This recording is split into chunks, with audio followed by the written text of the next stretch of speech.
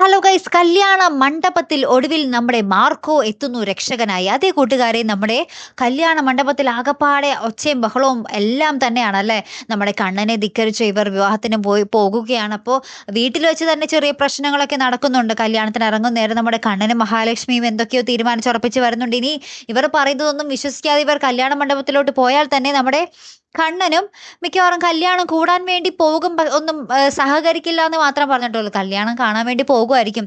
അവിടെ ചെല്ലുമ്പോൾ ഈ കല്യാണം ഇവരുടെ താലികെട്ട് കഴിഞ്ഞ ഉടനെ തന്നെ കുറെ ഗുണ്ടകളെ വെച്ച് നമ്മുടെ കണ്ണനെ ഒരു എന്താ പറയാ ശാരീരികമായിട്ട് തളർത്താൻ അല്ലെങ്കിൽ അടിച്ചൊതുക്കാൻ വേണ്ടി കുറെ ഗുണ്ടകളെ നമ്മുടെ മേഘനാഥൻ ഏർപ്പാടാക്കിയിട്ടുണ്ടാകും.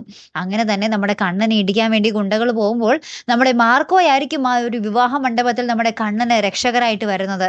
അതേ കൂട്ടുകാരെ, എന്താ പറയാ നമ്മളേക്ക് ഭയങ്കര കോരിത്തെരിപ്പിക്കുന്ന ഒരു നിമിഷങ്ങൾ എന്ന് പറയില്ല, അതേപോലത്തെ ഒരു രംഗങ്ങളാട്ടോ വരാൻ പോകുന്നത്. കാത്തിരുന്ന് തന്നെ കാണട്ടോ. അടുത്തൊരു വീഡിയോയുമായി വരുന്നത് വരയ്ക്കും. Good bye.